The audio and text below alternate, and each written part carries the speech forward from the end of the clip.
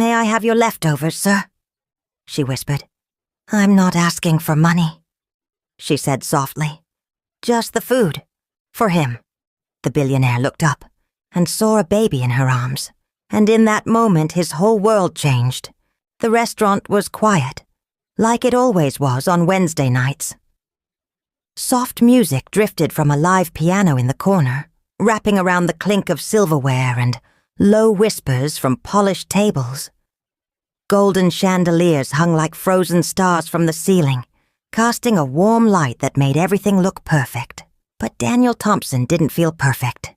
He sat at his usual table, the one near the window, tucked behind a tall vase of fresh lilies. Across from him was the chair that had once belonged to his wife, empty, just like it had been for the last 4 years. He stared at the untouched plate in front of him. Filet steak, mashed potatoes, roasted vegetables. The smell should have made him hungry, but all it did was remind him of how hollow everything felt now. He lifted his wineglass, swirling the dark red liquid slowly. It caught the light, danced a little, but it didn't matter. Nothing really mattered these days. Daniel Thompson was the kind of man people read about. Billionaire tech genius, featured in magazines, guest speaker at conferences. But tonight, alone at that table, none of that power could fill the quiet that lived inside him. His wife, Sarah, and their daughter, Hannah, had been gone for 4 years, lost to a car accident on a rainy highway he still couldn't forget. His friends told him to move on. His assistants kept him busy. But Daniel didn't want to move on. He wanted to remember. That's why he kept coming back here. Same table, same meal, same silence. Then, just as he brought the glass to his lips, a soft voice broke the air beside him, barely above a whisper, but clear. "May I have your leftovers, sir?" Daniel froze. He turned his head slowly and saw her. A young woman standing quietly by his table. She looked about 19, maybe 20. Her coat was thin and worn, her shoes soaked from the rain outside, and in her arms, bundled in a threadbare blanket, was a baby. The restaurant seemed to stop breathing. Forks paused. Eyes turned. A waiter started to step forward, but Daniel raised his hand. He didn't know why, but he needed to hear her again. "Please," she added, "just for the baby." Daniel stared at her. He didn't speak. He couldn't. It was the way she looked at him, like someone who had been through fire and refused to break. There was no fear in her face, just quiet strength. And something inside him, something long buried, stirred. He looked down at his untouched food, then back at her. And in that moment, everything began to change. You could have heard a pin drop. The hum of soft conversation, the light laughter, even the piano. All of it faded the second the young woman spoke. Her voice hadn't been loud. In fact, it was barely more than a whisper. But somehow, it reached every ear in the room. Daniel sat frozen, his fingers still gently wrapped around the stem of his wineglass. The girl, young, soaked, tired, stood with a baby pressed tightly to her chest, his small face barely visible beneath the folds of a faded pink blanket. Another waiter appeared at Daniel's side almost immediately. "Sir, should I—" Daniel didn't look at him.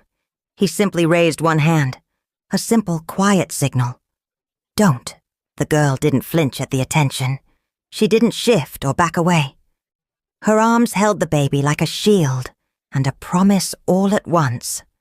Her face was pale, her hair wet from the drizzle outside, strands clinging to her forehead.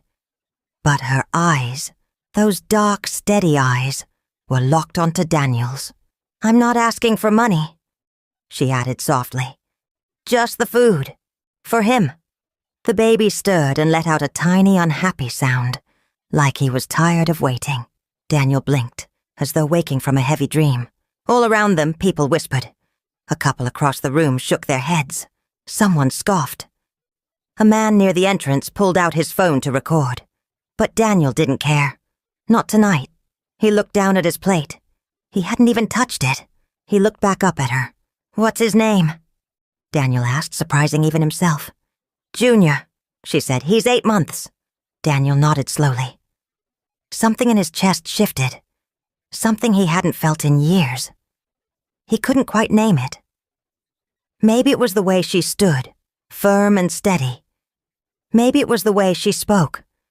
Not with desperation, but with calm dignity. Or maybe it was the way the baby, little Junior, looked at the plate like he knew it could mean relief. Daniel pushed the plate gently toward her. "Take it," he said. The girl didn't rush. She didn't snatch it or cry. Instead, she took a deep breath, reached into the bag slung over her shoulder, and pulled out a small cloth napkin, clean but fraying at the corners. With careful hands, she wrapped the food inside, folding it like something valuable, not scraps. Then she pulled a plastic spoon from her coat pocket and knelt down right there on the restaurant floor. Junior's eyes lit up. Daniel watched unmoving as the young woman scooped a spoonful of mashed potatoes, blew gently on it, and fed it to her son. The baby took it with a soft coo, his tiny lips parting like he'd just tasted the world. His little fingers curled, patting her chest, and then he smiled, a wide, warm, gummy smile that made Daniel's throat tighten. It wasn't pity he felt. It was awe. She wasn't begging. She was feeding her child, and she was doing it with more grace than most people in that room had ever shown. As the whispers swirled around him and judgment filled the air, Daniel felt something else rise in his chest. Respect. Daniel couldn't take his eyes off her. The girl didn't speak again. She didn't ask for more. She didn't explain. She just focused on feeding the baby in her arms with quiet, patient care. Junior cooed softly between spoonfuls, his tiny feet kicking under the blanket. The mashed potatoes were warm, and each bite brought a little more peace to the child's face. His mother, this young woman who had interrupted the most exclusive restaurant in the city, never once looked around. She didn't check who was watching or how they might be judging her. Her eyes were only on her baby, and Daniel realized something else. She wasn't ashamed. Her coat was soaked at the shoulders, its seams stretched and unraveling. Her shoes, white canvas sneakers that had turned a muddy gray, were coming apart at the edges. Her fingers were red from the cold, but her back remained straight, her head held steady. There was a kind of strength in her that couldn't be dressed up or bought. Not one of the rich patrons in that room, not one of the men in suits or women in diamonds, carried themselves with half the dignity she did in that moment. When Junior seemed satisfied, she stopped. She didn't keep the food for herself. Instead, she folded the cloth bundle neatly and placed it back into her bag. Her hands were careful, almost ceremonial. Daniel noticed how she pulled the baby's blanket tighter, brushing his tiny forehead gently with her thumb. She whispered something into his ear, words no one else could hear. Then she stood. She looked at Daniel. For the first time, their eyes truly met. Her voice was soft, almost lost in the quiet hum of the restaurant. "Thank you," she said. Not out of politeness, but from somewhere deep and unshaken. A thank you that held weight. A thank you that acknowledged more than the meal. She didn't linger. She didn't lower her gaze. Instead, she turned. She walked slowly toward the door, head high, baby cradled tight against her chest. No rush, no shame. Just the firm steps of someone who knew the world hadn't been kind, but refused to let it break her. No one stopped her. No one dared. Daniel watched until the glass doors closed behind her. For a long moment, he didn't move. The candle on his table flickered. The wine glass remained untouched, and in the seat across from him, the ghost of his past felt a little less heavy. The waiter stepped closer again. "Sir, shall I bring another plate?" Daniel shook his head. "No," he said quietly. "She needed that one more than I ever did."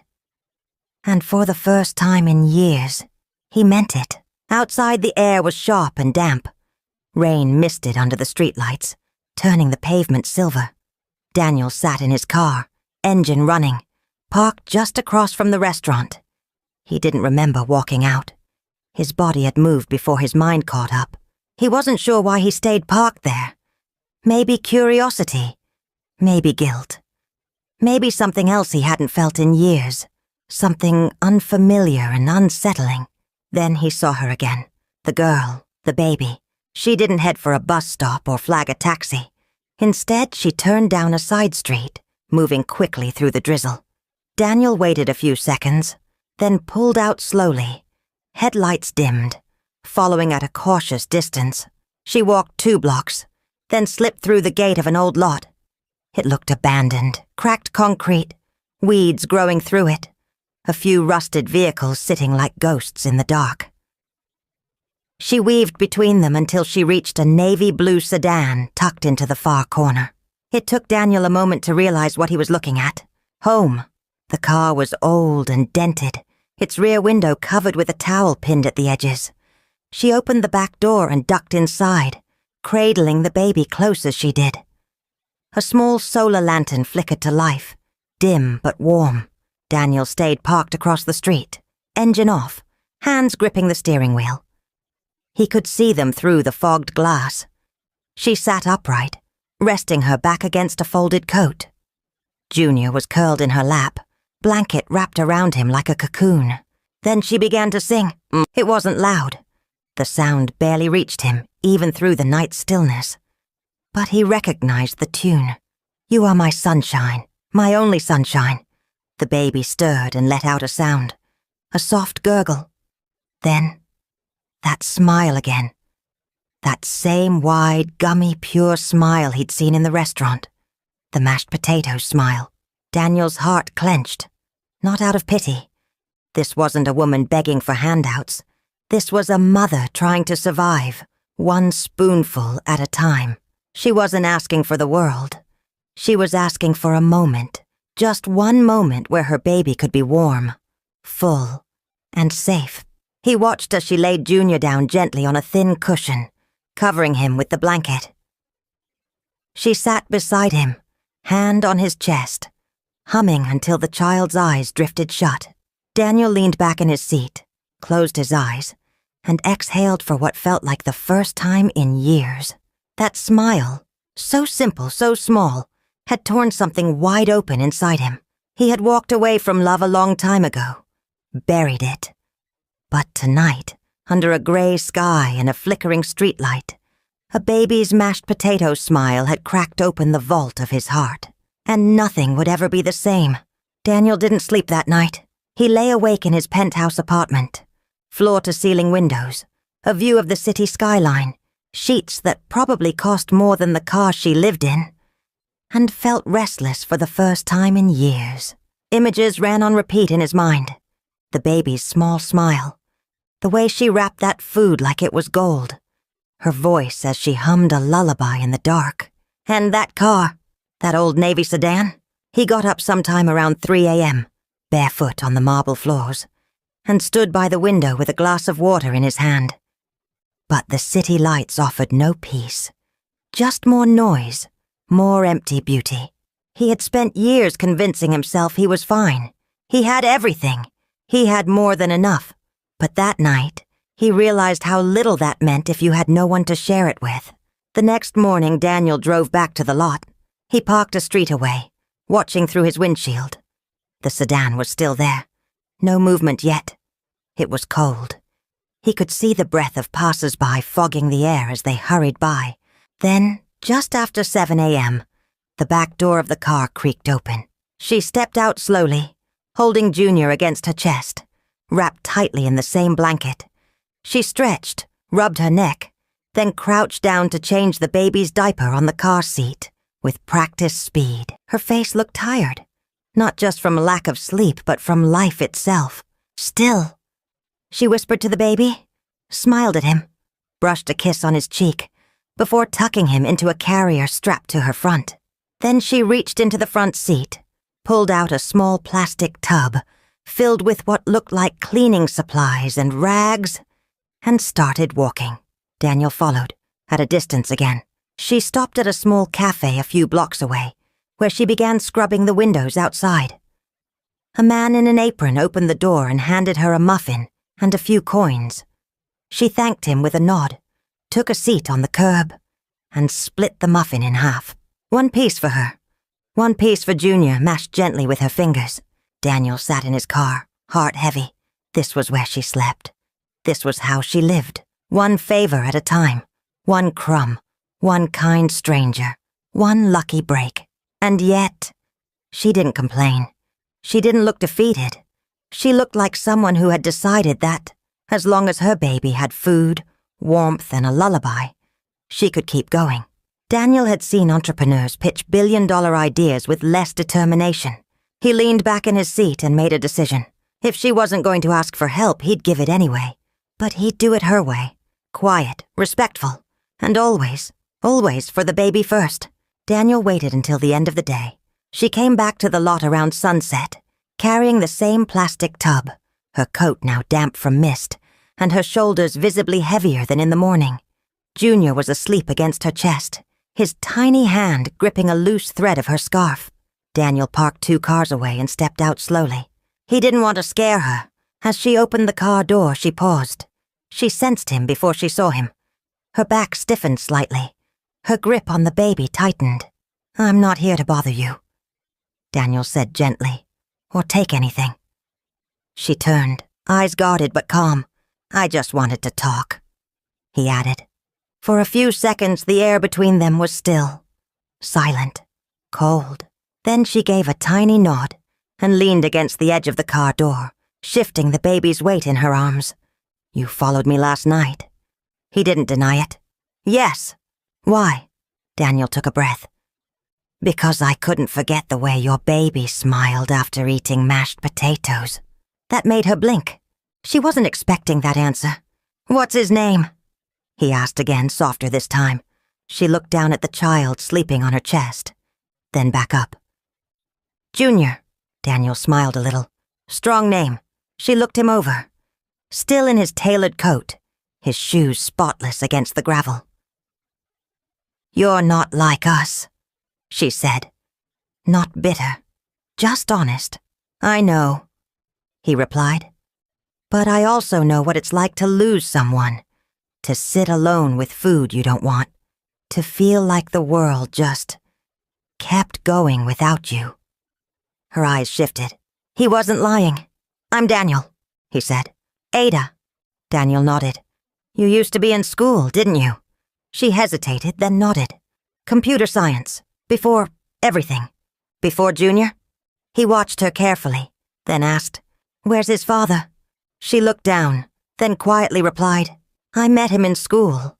When I told him I was pregnant, he said he wasn't ready to be a father. Told me to get an abortion." She paused.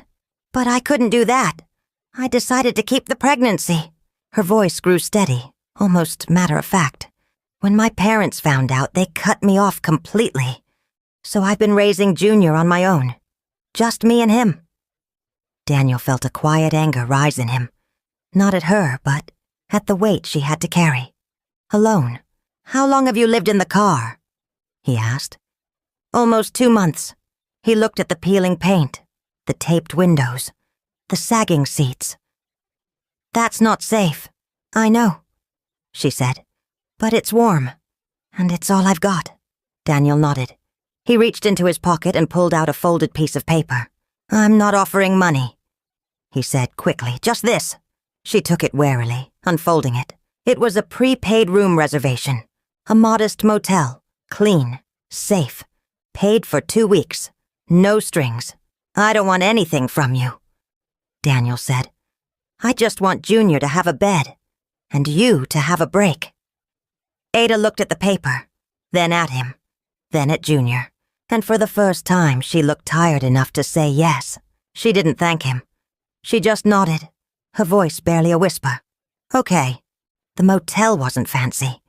Just a small 2-story building tucked behind a row of shops, with a faded red sign and a front desk manned by someone who barely looked up from his newspaper. But to Ada, it felt like a castle. She unlocked the door and stepped into the room. It smelled faintly of disinfectant and old curtains, but the sheets were clean, and the heater worked. Junior let out a tired whimper as she laid him on the bed. She ran her hand gently over his forehead and whispered, "It's okay, baby. We're safe." That night, for the first time in weeks, Ada slept lying down. Not curled in the back seat of a car, not clutching her baby with one eye open, but on an actual bed, with warmth and a roof. And Daniel? He didn't sleep either. Again. Instead, he made a plan. The next morning, before the sun was up, he placed a sealed bag at the motel door. Baby formula, diapers, a thermos of hot tea, and a small note that simply said, "For Junior." No signature, no expectations. He left quietly, long before she woke, and he kept doing it. Each day brought something new. Clean onesies, a bottle of baby lotion, soft blankets, gentle shampoo. All brand new, all delivered before sunrise, always without a name. Ada didn't need to ask who it was. At first, she didn't want to accept it. She was used to being let down, used to surviving with nothing. But the help came with no pressure, no questions, no judgment, just silent kindness. And slowly, she began to believe that maybe not everything in the world was out to break her. Daniel never knocked. He didn't call. He never asked to see her. He simply showed up through small actions, consistent, quiet, intentional. He had built billion-dollar companies by paying attention to details. Now he was using that same focus to care for two strangers, one bottle, one spoon, one warm blanket at a time. He told no one, not his assistant, not his board, not his friends. This wasn't about him. It was about the baby. About that moment in the restaurant that cracked his heart open. About a young woman with tired eyes and unshakable pride who had asked for nothing but a chance to feed her child. And the truth? It gave him peace. More peace than any deal, headline, or award ever had. The day had started like any other. Ada woke early, bathed Junior with warm water from the motel tap, fed him formula from the bag that had appeared again outside the door, and kissed his cheek. The sun filtered through the cheap blinds, casting stripes of gold across the bed. Junior was a little fussy that morning, but Ada didn't think much of it. Babies have off days, she told herself. She bundled him up and went to the laundry shop where she'd been picking up shifts. Cleaning, folding, anything that paid. By late afternoon, Junior had stopped smiling. He didn't eat the mashed carrots she warmed in the motel microwave. He whimpered when she tried to hold him upright, and his forehead felt hot. Too hot. Ada checked again. Still burning. Panic crept in. She soaked a towel in cool water and laid it across his head, singing quietly, trying to stay calm. She rocked him, whispered to him, held him close. But by 9 p.m., he was burning up, eyes glassy, breathing fast. Ada's hands shook as she wrapped him tighter and rushed out of the motel, grabbing only her phone, a bottle, and a thin jacket. The nearest hospital was 10 minutes away on foot. Each minute felt like an hour. When she got there, the emergency room was full. The receptionist barely glanced up. "He's burning up," Ada said quickly. "Please, he's only 8 months. He's not responding properly." The woman sighed, pulled out a form. "Do you have insurance?" Ada hesitated. No. The woman's expression flattened. "Then you'll have to wait, or go to county." "Please," Ada begged. He's burning up. Just look at him." "We're full," the receptionist said, with the cold finality of someone who'd said it too many times that night. "I'm sorry." Tears stung Ada's eyes. She clutched Junior closer. He was limp now. Too quiet. She stepped outside. Cold air slapped her face. Her fingers trembled as she pulled out her phone, unlocked it, opened the last message thread she hadn't used in days. 2 words. "Help us." She hit send. She didn't know if he'd answer. Maybe he was busy. Maybe he had moved on. Maybe he'd regret getting involved at all. But 6 minutes later, a black SUV tore into the hospital driveway like a storm. The door flew open. Daniel jumped out, not in his suit this time, but a hoodie and jeans, eyes wild with urgency. He didn't say anything, He didn't ask what happened. He simply held out his arms. Ada gave him the baby, hands trembling. Junior didn't cry. He just clung weakly to Daniel's shirt, his tiny hand curling around a button. Daniel stormed into the ER straight to the desk. "This child has a critical fever," he said, his voice low and controlled but full of fire. "Treat him. Now. I'll pay for everything. If anyone here delays another second, I'll buy this place and fire every last person in it." And just like that, the room snapped into motion. Doctors came running. Nurses rolled out equipment. Junior was rushed behind the double doors. Ada collapsed into a chair. Daniel sat beside her. For the first time, she let herself cry, and he didn't say a word. He just stayed. The waiting room lights were too bright, too white. The chairs too stiff. The silence too loud. Ada sat with her head in her hands, elbows on her knees. Her cheeks were still wet. Her jacket had fallen to the floor beside her. She didn't notice. Daniel sat just beside her. He didn't scroll through his phone. He didn't pace. He didn't talk. He just sat. Close enough for her to feel he was there, but far enough to let her breathe. It wasn't the kind of silence that demanded answers. It was the kind that said, "I'm here. Take your time." After what felt like hours, a nurse came out with an update. "Junior's stable," she said. "His fever broke. We're keeping him overnight for observation, but he's going to be okay." Ada let out a long, shaking breath. She hadn't even realized she'd been holding it. She leaned back against the wall, drained. Daniel looked at her. "Do you want me to call anyone?" She shook her head. "There's no one left to call." A pause. "You came," she whispered. He nodded. "Of course I did." Ada turned to him slowly. Her face was pale and blotchy, her eyes swollen from crying. But in that moment she looked more beautiful than she ever had before. Real, worn down, but still standing. "I didn't know who else to text," she said, her voice barely audible. "I didn't even know if you'd show up." He turned toward her. "I didn't know either," he admitted, "until I was already on my way." They both gave a small, tired smile. Ada leaned forward again, resting her head in her hands. Her body shook, not from tears now, but from the overwhelming relief that Junior was safe, that she hadn't lost the only thing that mattered. Daniel reached out, slow and careful, and placed a hand on her back. She didn't pull away. Instead, she turned toward him and let herself fold into his chest. She didn't speak. She didn't apologize. She just let go. For the first time since becoming a mother, Ada allowed herself to fall apart, and Daniel held her like it was the most natural thing in the world. He didn't tell her to calm down. He didn't say it was going to be fine. He just let her cry, let her shake, let her breathe. And somewhere in that moment, somewhere between the quiet hum of hospital machines and the sound of her heartbeat slowing against his, something shifted between them. It wasn't a romance.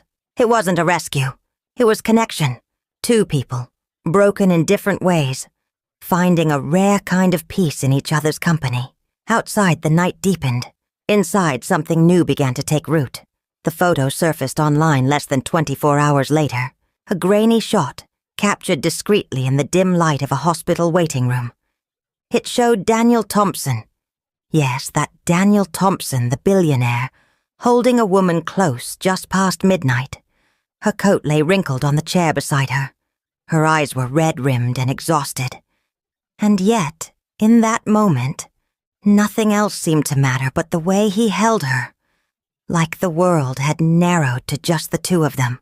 The caption read, "Tech mogul's midnight rescue. Who is the mystery woman?" It spread like wildfire. Blogs picked it up. Gossip sites ran with it. TV morning shows flashed the image between celebrity updates and political debates. It didn't matter that no one knew the truth. The internet was hungry. People speculated wildly. He's dating a single mother? She planned this. Classic gold digger move. Look at her. Who even lets a child go that long without care? He's finally moved on from his dead wife. She trapped him. Must be good at playing victim. Ada read the comments in silence. She sat on the edge of the motel bed, Junior sleeping peacefully beside her.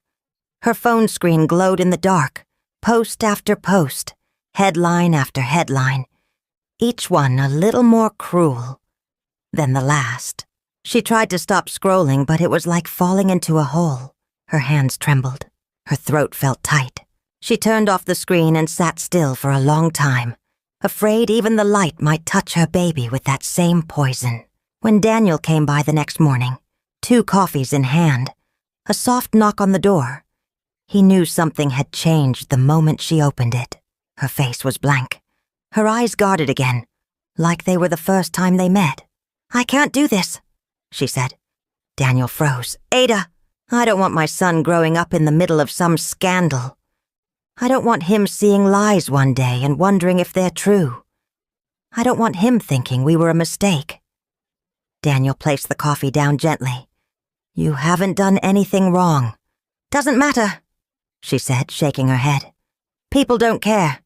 They see a photo and they decide who you are." He looked at her, quiet for a long time. Then he spoke, calmly. "Then let me tell them who you really are." She narrowed her eyes. "You mean issue a statement? Hire a PR team?"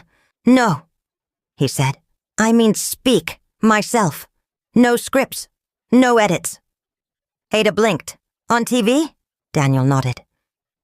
"You trusted me enough to text when your son was dying. Now I need you to trust me with this." Ada looked at Junior, curled on the bed, then back at Daniel. She didn't say yes, but she didn't say no either. That night, the world would hear the truth, not in headlines or captions, but in Daniel's own words, and everything would change. The studio was quiet. No flashy lights, no dramatic music, just a dim, calm space, 2 chairs, and a single camera rolling.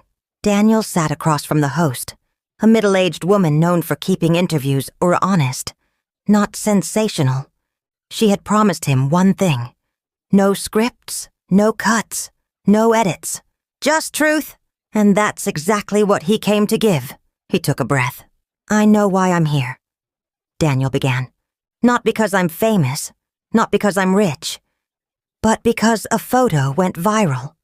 A moment that was never meant to be public."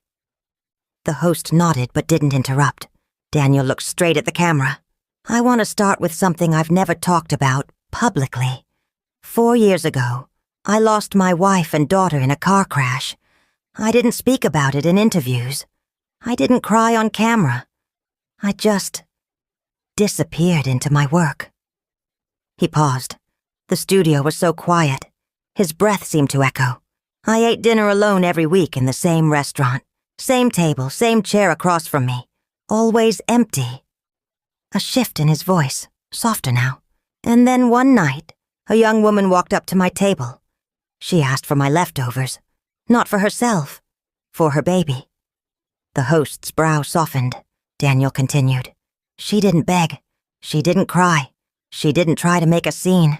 She simply asked." He paused, then said the words slowly. "May I have your leftovers, sir?" And in that moment, Daniel said, I saw something I hadn't felt in years. I saw someone fighting to survive with dignity. For her child. Not for pity. Not for attention. Just for one spoonful of food. His voice cracked, but he kept going. She didn't take from me that night. She gave me something. She reminded me I still had a heart, that I was still capable of caring, of feeling, of showing up for someone who needed me. He leaned forward. Her name is Ada. Her baby's name is Junior. And they're not a headline. They're not a scandal. They're the reason I'm alive again. The host was quiet. Everyone in the control room was quiet. The internet, not yet watching, had no idea what was coming. Daniel finished simply. I didn't save her. She saved me. When the interview aired that night, the effect was immediate. The internet, usually so fast to tear people down, began to listen. Really listen. Mothers shared their stories. Single parents defended her. People who had once judged her now apologized. Nurses commented on how many girls like Ada that fall through the cracks. Donations flowed quietly to shelters. A mother in Kansas even started a support fund in Ada's name. And through it all, Ada stayed silent. Until the next morning, Daniel was in his office when he heard the knock. He opened the door and there she stood, Junior in her arms, her eyes tired but no longer unsure. "I'm not running," she said. "If you still want us, we're here." Daniel didn't speak. He stepped aside. And for the first time, he didn't just open his door. He opened his life. The days that followed were quiet, almost peaceful. Daniel had rented Ada and Junior a small sunlit apartment in a calm part of the city. Not too fancy, but clean and warm, with soft gray walls and a little balcony that caught the morning light just right. She moved in with 2 bags and a baby carrier. But within a week, it looked like home. Baby socks draped over the heater. Junior's drawings taped to the fridge. The scent of formula, baby lotion, and soft music lingering in the air. Daniel visited every morning. At first, he came with excuses. Groceries, medicine, updates from the doctor. But over time, he didn't need excuses. He came just to be there. To listen to Junior babble. To eat toast with Ada in the kitchen. To laugh at the mess a single baby could make with mashed bananas. They didn't talk about what they were. There were no labels, no timelines, just presence, peace, and something steady growing in the quiet moments between them. It had been a few months since that night in the restaurant. Ada and Junior were safe now. Their days were calm, their nights quiet. Daniel was still in their lives, gentle, steady, always showing up. Ada had started taking classes again, bit by bit, while Junior learned how to walk, fall, and laugh his way through everything. Ada had started to believe that the worst was behind her. She was wrong, because one afternoon trouble came knocking. Literally, there was a hard knock on the apartment door, sharp and fast. It made Ada jump. Junior was napping in the bedroom. Daniel had just left an hour earlier. She wiped her hands on a dish towel and opened the door slowly. And there he was, the man she never thought she'd see again, taller than she remembered, still wearing that same cocky smile. But his eyes were colder now, and sharper. "Ada," he said like nothing had happened. "It's been a while." She couldn't speak at first. She just stood there frozen. He leaned against the doorframe. "I saw you on the news. You and that billionaire guy. Looks like you've been doing pretty well." Ada's voice finally came out, quiet, but firm. "What do you want?" He shrugged. "I want to see my son." Her heart dropped. "No," she said quickly. "You gave that up. You told me to get rid of him. You left." He smirked. "That was then. This is now. He's mine, Ada. I have a right." Ada shook her head. "You don't even know him. You've never even tried. You didn't want us. I want him now," he said. "Especially since it looks like he's part of something bigger now. A better life. You think you can just erase me?" Ada's hands trembled. "You need to leave." But he didn't move. "You don't get to tell me what to do. I'm his father." Then another voice cut through the air. "No, you're not." Ada turned. Daniel was standing at the end of the hallway. He had come back, forgotten his phone on the counter. He stepped forward slowly, his voice low but powerful. "You abandoned them. You made your choice." The man narrowed his eyes. "And who are you supposed to be?" "I'm the one who stayed," Daniel said. "The one who fed him, held him, protected him when he was sick. The one who never walked away." The man scoffed. "You think money makes you his dad?" Daniel didn't flinch. "No, love does. And I love him." The air was tight, heavy. Ada stood between them, her body stiff with fear. But Daniel gently reached out and touched her arm. "I've got this," he said softly. Then he turned back to the man. "You have no legal claim, no presence, no relationship. And if you try anything, I'll make sure the courts know exactly who you are and who you aren't." The man's expression faltered for the first time. "You don't scare me." Daniel stepped closer, calm but firm. "You should be scared, not of me. but of what you already lost. The man looked at Ada one last time, but this time she didn't look scared. She looked strong. She took a deep breath and said clearly, "Leave and don't come back." He left. No more words. Just silence as his footsteps faded down the hall. Daniel closed the door gently behind him. Ada stood still, breathing hard, her hands shaking. He pulled her into a hug. "You're safe," he whispered. "I promise you. You're both safe." That night, Daniel made a decision.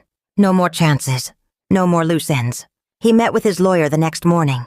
"I want to adopt Junior," he said, "legally, officially, as my son." The process took weeks. Forms, interviews, meetings with social workers. Ada sat through every one of them, holding Daniel's hand. And when the final papers arrived, signed, sealed, official, Daniel knelt beside Junior, who was stacking toy blocks in the living room. He held out the adoption certificate and said gently, "Guess what, buddy? I'm your dad now. Forever." Junior didn't understand the words, but he smiled. That wide, warm, gummy smile. The same one that started it all. Ada stood in the kitchen doorway, tears in her eyes. Not from sadness, but from relief. From knowing that no matter what happened, her son now had the kind of father she once thought didn't exist. And this time, no one could take that away. Not headlines, not fear, not even the past. They were a family, not by accident, not by blood, but by love. And that was more than enough. A year later, life looked different. Not louder, not grander, just fuller. The headlines were gone. The gossip had faded. And the man who once tried to reclaim what he had so easily discarded long disappeared, like a shadow chased away by steady light. What remained was something far quieter and far more real. A life, a family, a beginning. It was a soft spring afternoon. Beneath the generous shade of a wide oak tree in a quiet city park, a small group had gathered. No cameras, no arches, no orchestras, just a few close friends, and one little boy in a navy vest and matching bow tie, toddling through the grass with a tiny velvet box in both hands. Daniel stood waiting beneath the tree, wearing a soft gray blazer. The one Ida once said made him look less like a billionaire, more like a man. His eyes, once hollowed by grief, now brimmed with something else entirely. Peace, purpose, light. When Junior reached him, cheeks round and eyes gleaming, Daniel knelt down and gently accepted the box from his small hands. "Thank you, son," he whispered. Junior giggled and turned back, running toward Ada, who stood barefoot in the grass. Her dress was simple, white, flowing, honest. Her curls were pinned back with tiny wildflowers, the ones Junior had helped pick that morning. But it wasn't the dress or the flowers that made her radiant. It was her eyes. Alive, steady, safe. Daniel turned toward her and slowly, reverently, sank to one knee. And in that moment the world seemed to still. "I've had everything money could buy," he said softly. "Houses, headlines, a company worth billions. But none of it filled the space inside me." He paused, breathing in the weight of the moment. "I lost my wife. I lost my daughter. And for a long time I thought I'd lost the meaning of life too. I was alive, but I wasn't living." He looked at her, really looked. "Then I met you. You weren't asking for help. You weren't trying to be saved. You were just trying to feed your baby." His voice caught, rich with emotion. "And somehow, in that moment, you fed me too." He opened the box. Inside, a simple gold ring. No diamonds, no spectacle. Just a quiet, enduring promise. You gave me a reason to stay, a reason to feel again, a son, a family. His voice trembled. Not from nerves, from gratitude. "Ada, will you marry me?" Tears sprang to her eyes. She didn't wait. She dropped to her knees and threw her arms around him, holding him tight enough to say yes without words. But she said it anyway. Yes. From the small circle of loved ones, a wave of joyful cheers rose, light and spontaneous. The officiant stepped forward, keeping the vows short, just the way they had wanted. Nothing grand, nothing rehearsed. Only love. As they exchanged rings, Junior waddled over and tugged on Daniel's pant leg. "Daddy!" he chirped, lifting his arms. The crowd fell silent. Daniel bent low and scooped him up, one arm holding his son, the other wrapped around his bride. "I love you, son," he said, his voice thick and full. Ada stepped closer, wrapping herself around them both. Her boys, and in that sun-drenched corner of the park, no one cared how the story had started. Not the pain, not the past, not the man who once walked away. What mattered was what had been built in the ashes. A family. Not perfect, not easy, but real. Forged through loss, restored through love, chosen by heart. And in that quiet, sacred moment beneath the branches of an old oak tree, something unbreakable took root. They were together, and that was more than enough. The end. If you loved this story, make sure to like the video and subscribe to my channel for more captivating stories like this one.